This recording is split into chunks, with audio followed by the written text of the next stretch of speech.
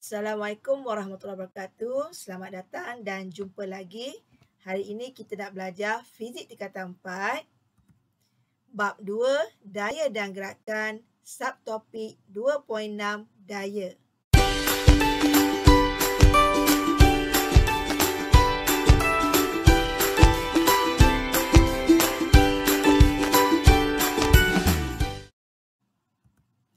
Standard pembelajaran 2.61 mendefinisikan daya sebagai kadar perubahan momentum. 2.62 menyelesaikan masalah melibatkan rumus F sama dengan MA. Apakah daya? Daya ialah sesuatu yang dapat mengubah keadaan pegun atau keadaan gerakan seragam suatu objek. So, daya kita boleh tengok ya, dia boleh mengubah saiz atau bentuk objek. Seterusnya, menggerakkan objek yang pegun. Boleh memberhentikan objek yang bergerak. Boleh mengubah arah objek yang bergerak.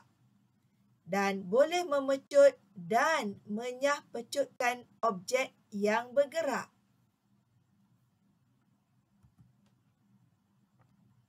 Bagaimanakah daya dapat mengubah momentum gerakan sesuatu objek pada suatu garis lurus? Kita lihat hubungan daya, jisim dan pecutan.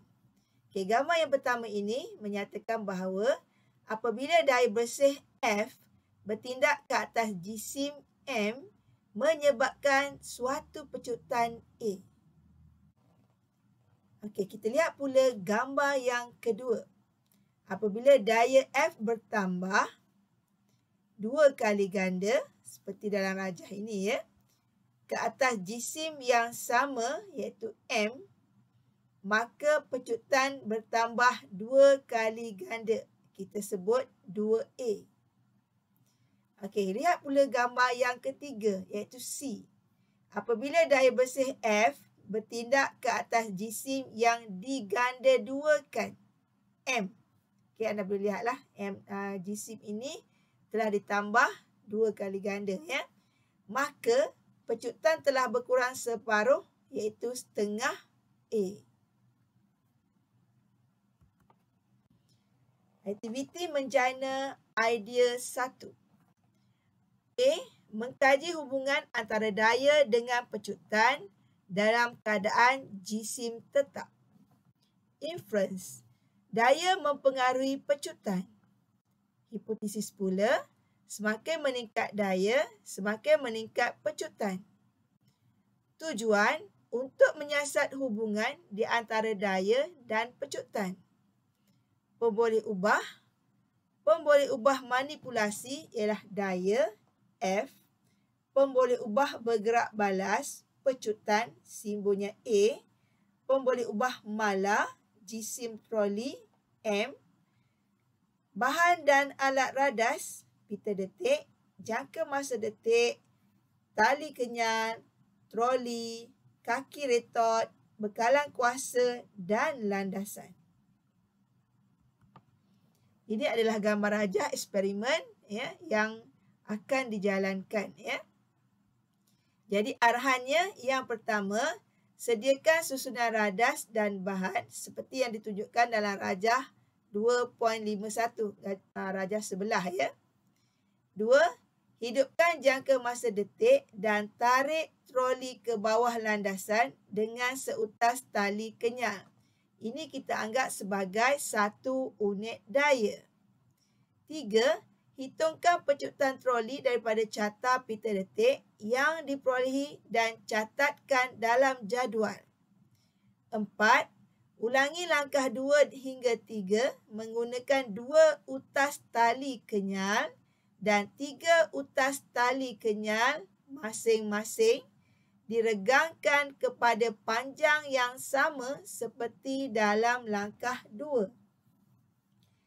Plotkan graf pecutan A melawan daya F dan seterusnya nyatakan hubungan antara pecutan A dengan daya F. Okey, ini adalah jadual ya yang boleh diisi dengan nilai ya ataupun bacaan daripada eksperimen.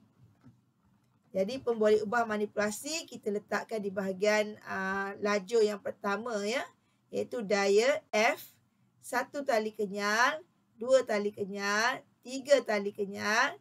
Maka kamu akan kira hak laju awal dalam sentimeter per saat, hak laju akhir dalam sentimeter per saat, okey, masa dalam saat dan pecutan sentimeter per saat. So ini adalah pita detik yang telah diambil, dikerat dan ditampal pada kertas graf. Pita detik yang telah ditampal pada kertas graf, okay, ini adalah panjang awal bagi keratan pita detik yang pertama, X1, dan ini adalah yang terakhir, X2. Okey, so ini adalah masanya di mana setiap pita detik ni mengandungi 5 detik. Maka masa dia 5 kali 0.02 untuk 1 detik dapatlah 0.1 saat. Jadi kamu boleh kira hak laju awal melalui keratan pita pertama, hak laju akhir keratan pita yang terakhir, dan kiralah masa dia untuk pecutan. Jadi di sini ada 5 pita detik yang telah dikerat.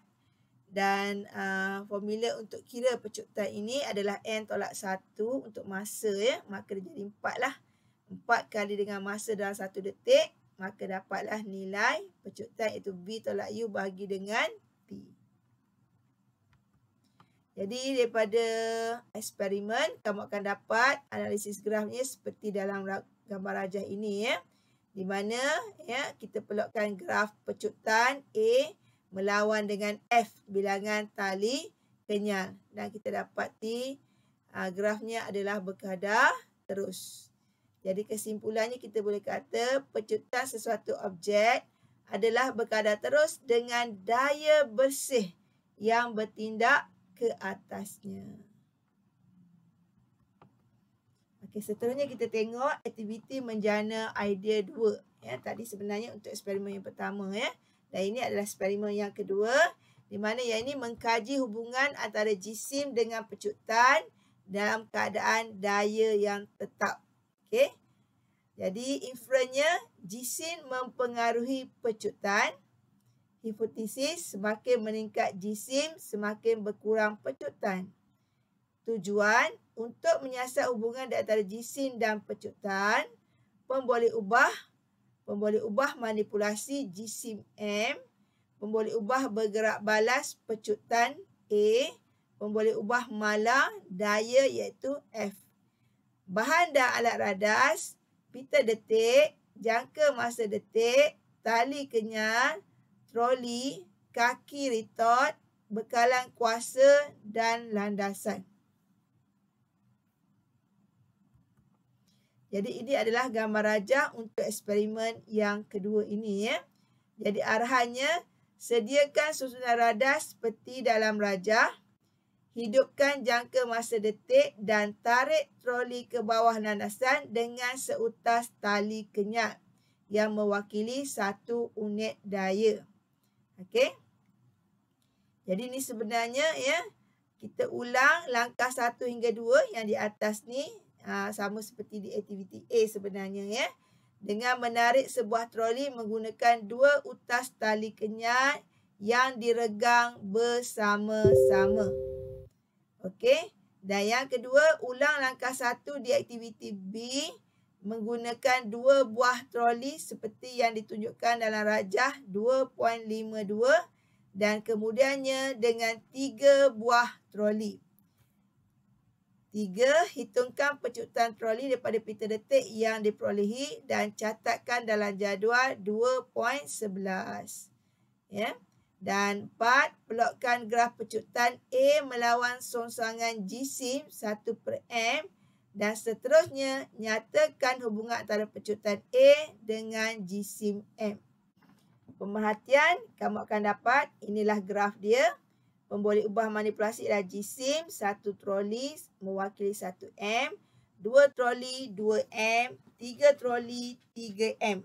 Kita buatkan kira hak laju awal, hak laju akhir, semuanya dalam sentimeter per saat, masa per saat, dan A pecutan sentimeter per saat per saat. Jadi, daripada analisis graf, A melawan 1 per M. Ya. Jadi, A dalam sentimeter per saat dan M unit dia per kilogram. Jadi, kita boleh kata pada kesimpulannya, pecutan sesuatu objek adalah berkadar songsam dengan jisim jika daya dikenakan adalah tetap. Kenapa songsam? Sebab graf ini sebenarnya A melawan 1 per M. Ya. Jadi kalau graf kita boleh sebut A ni berkadar terus dengan 1 per M. Tetapi dari segi hubungan kuantiti ataupun konsep, A ni berkadar songsam dengan M, iaitu jisim. Jadi daripada eksperimen kita boleh katakan pecutan A berkadar terus dengan daya F apabila jisim objek itu malak. Seperti dalam graf inilah. Okey, ini adalah simbol A berkadar terus dengan F. B, pecutan A berkadar songsam dengan jisim objek apabila daya malak dikenakan. Jadi kesimpulannya kita boleh kata daripada graf A melawan F dengan A melawan 1 per M, kita boleh kata A berkadar terus dengan F tetapi berkadar songsam dengan M. Jadi F berkadar terus dengan MA dan F ini kita nak jadikan persamaan, kita akan tambah pemalak, maka dia jadi F sama dengan KMA dan seterusnya kita dapatlah formula F sama dengan MA. Di mana unitnya ialah Newton sebab daya ataupun berdasarkan formula M adalah kilogram, A ialah meter per saat per saat. Dia jadi kilogram meter per saat per saat. Hubungan antara daya F, jisim M dan pecutan A bagi suatu jasad yang bergerak ialah F berkadar terus dengan MA. F berkadar terus dengan M, A ni kita buka, jadilah persamaan V tolak U bahagi T. Okey, kita buka lagi persamaan ni, maka F berkadar terus dengan MV tolak MU bahagi T. Ini adalah ungkapan hukum gerakan Newton kedua. Ya. Perubahan momentum adalah MV tolak MU, simbol dia. Dan kadar perubahan momentum MV tolak MU bahagi dengan T. Jadi, hukum gerakan Newton kedua menyatakan bahawa kadar perubahan momentum berkadar terus dengan daya dan bertindak pada arah tindakan daya. Jadi daripada hubungan F berkadar terus dengan MA, kita jadikan formula F sama KMA, K ialah pemalak. Dalam unit SI, 1 Newton ialah daya yang menghasilkan pecutan 1 meter per saat apabila bertindak ke atas jisim 1 kilogram. Dengan itu, 1 Newton sama dengan K kali 1 kilogram kali 1 meter per saat. K jadi 1 ya. Maka dapatlah formula F sama dengan MA. Okey, penyelesaian masalah melibatkan rumus F sama dengan MA. Okey, yang pertama ya. Ramu menarik sebuah kotak barangan permainan berjisim 60 kg di sepanjang laluan masuk ke stor kedai dengan daya 180 Newton. Berapakah nilai pecutan kotak jika permukaan laluan jalan tersebut adalah mengufuk, licin dan tiada rintangan lain yang menentang gerakan kotak itu? Okey, macam biasa kita kena pasti dulu masalah ya. Apa kehendak soalan ini ya. Jadi soalan ni nak apa? Dia nak nilai pecutan kotak ya. Jika laluan jalan tersebut mengufuk, licin dan tiada rintangan lain. Okey, seterusnya kita akan tentukan maklumat yang ada ya. So, maklumat yang ada ialah jisim 60 kg, daya 180 Newton. Yang ni ambil daripada soalan ya. Okey, yang kedua kita akan kena pasti rumus dia. So, rumusnya ialah F sama dengan MA. Dan seterusnya kita buat gantian numerical ke dalam rumus dan lakukan langkah perhitungan. Jadi bila kamu kira, kamu akan dapati A-nya adalah 3 meter per saat per saat. Okey, yang kedua, sebuah bas berjisim 1,800 kg bergerak dengan laju 20 meter per saat. Apabila sampai di hentian, bas mengenakan brek untuk berhenti dalam masa 4 saat. Berapakah daya yang dikenakan pada brek bas itu? Jadi apakah masalah soalan ni? So soalan ni nak nilai daya ya yang dikenakan pada brek. Jadi yang pertama, macam biasa kita senaraikan maklumat yang diberi. Jadi jisimnya 1,800 kg. Laju awal 20 meter per saat. Okey, bila dia berhenti, nampak dia kata bila sampai di hentian kan, dia kenakan brek dan berhenti. Okey, itu bermakna laju akhirnya adalah kosong. Dan masa dia adalah 4 saat. Okey, ini semua maklumat ada dalam soalan. Okey, langkah kedua kita kena pasti dan tulis rumus yang digunakan. Iaitu A, kita cari pecutan dulu. V tolak U bagi T, laju akhir tolak laju awal bagi masa. Dan seterusnya masukkan dalam formula F sama dengan MA. Ya. Ini formulanya. Jadi kita buat langkah pengiraan. Ya. Masukkan nilai. Kamu akan dapati pecutannya ialah negatif 5 meter per saat per saat. Kenapa dia negatif ya?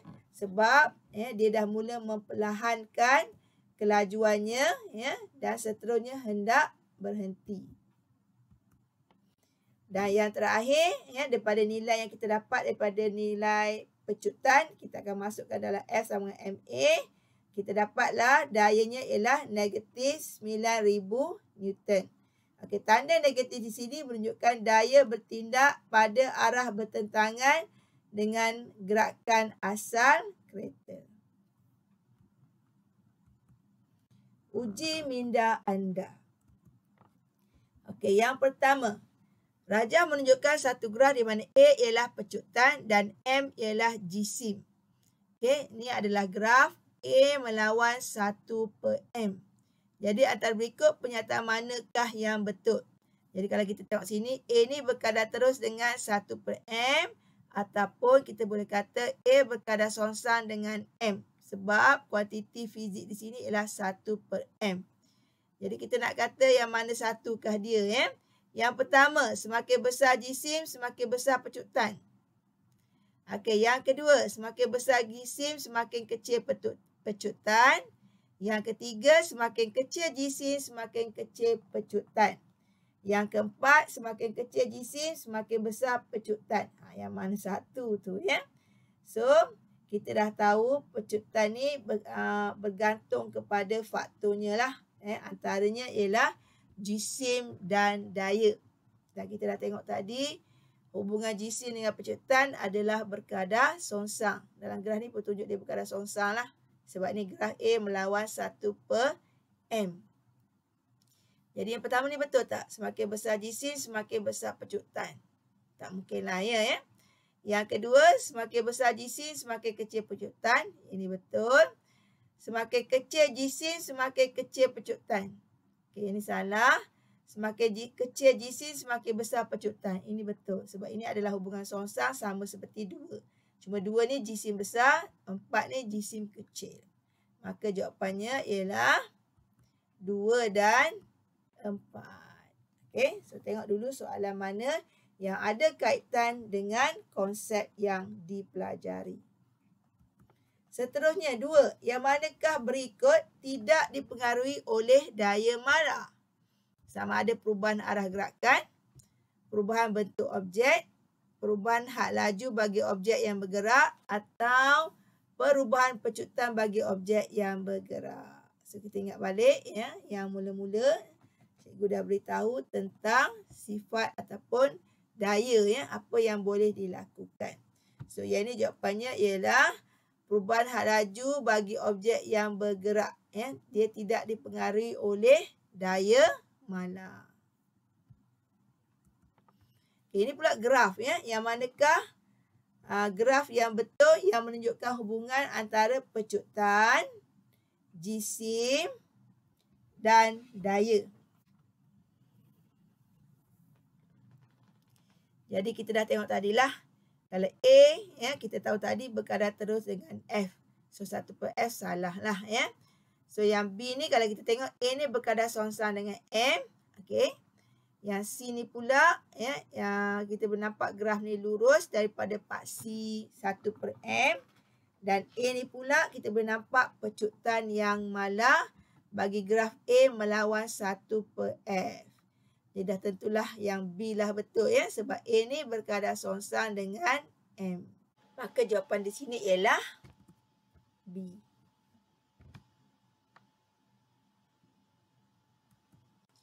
Soalan yang keempat. Objek berjisim 0.2 kg ditarik di atas lantai yang licin oleh daya 8 Newton. Apakah pecutan objek tersebut? Jadi yang ni macam biasalah ya. Kita kena pasti masalah, kita nak nilai pecutan. Okey, jadi langkah yang pertama kita keluarkan nilai. Kita ada nilai jisim 0.2 kg, kita ada daya 8 Newton dan soalan nak pecutan ya. Jadi kita gunakan rumus F sama dengan MA, kita masukkan nilai, maka A dapatlah 40 meter per saat per saat. Pada B lah ya. Okey, yang kelima. Berikut adalah kesan-kesan daya kecuali. Yang mana satu ya? A. Memecutkan objek. B. Menukarkan arah gerakan.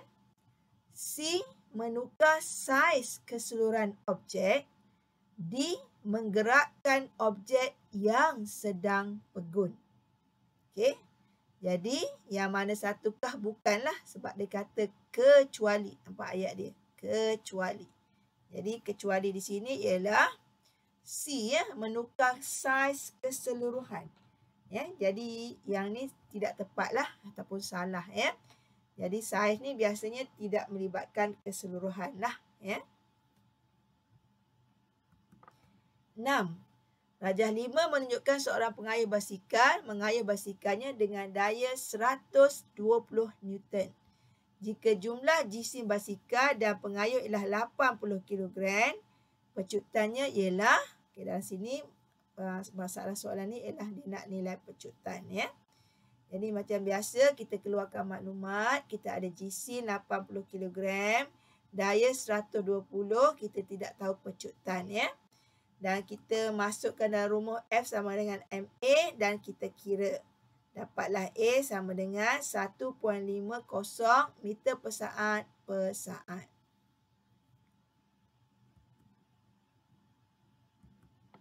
Soalan yang ketujuh. Satu daya bertindak selama 10 saat ke atas satu objek berjisim 3 kg yang pada asalnya pegun dan menyebabkan objek itu mencapai had laju 20 meter per saat. Hitungkan daya yang bertindak ke atas objek tersebut. Jadi kita tengok kat sini soalan nak daya ya. Jadi macam biasa kita keluarkan dulu maklumat yang ada dalam soalan. Jisim 3 kg. Okay, had laju awal ini adalah kosong ya. Kenapa kosong? Sebab pada asalnya ialah pegun. Ada maklumat dia bermula daripada pegun. Okey, maka kita tahu had laju awalnya ialah kosong. Had laju akhir 20 meter per saat dan kita ada nilai masa 10 saat ya. Jadi kita kira dulu nilai pecutan ya, kita akan dapati nilai pecutannya ialah 2 meter per saat ya. Daripada nilai had laju awal, had laju akhir dan masa kita dapat nilai pecutan lah ya. Dan akhirnya kita masuk dalam formula F sama MA Kita kiralah F 3 kali 2, maka dapatlah 6 Newton. Ini jawapannya. So, jawapannya ialah A lah. Okey, soalan yang ke-8. Rajah 6 menunjukkan kereta lumba Formula 1. Ini rajah dia. Mengapa jurutera pereka kereta menggunakan bahan komposit yang ringan untuk membuat badan kereta walaupun enjinnya sangat berkuasa?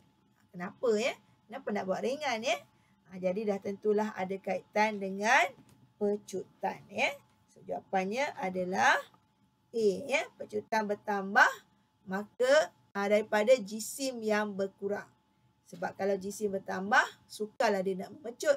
Sebab itu kita buat badan dia daripada bahan komposit yang ringan. Maka dia ada pecutan dan dia akan bergerak lebih laju.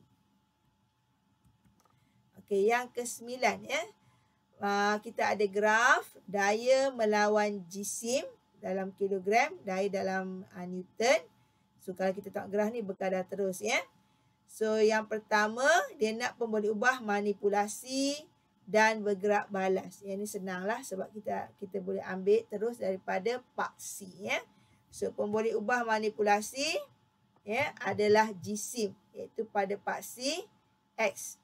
Dan pemboleh ubah bergerak balas ialah daya yang terletak ataupun ditulis pada paksi Y.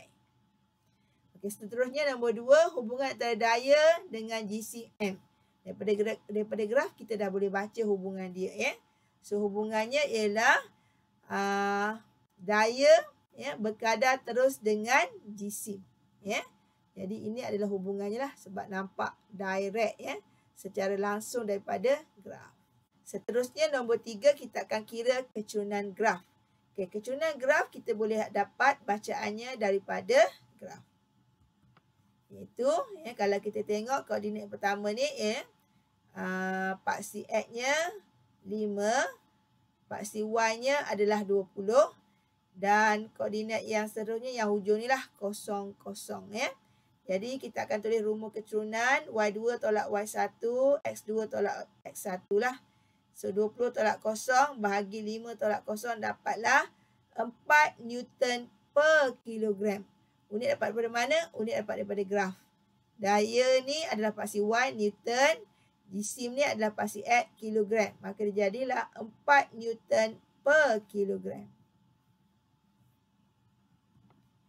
Seterusnya, rajah 2.1 di bawah menunjukkan sebuah lori balak berjisim 4,000 kilogram. Lori balak itu membawa muatan panjang dan berat di atasnya.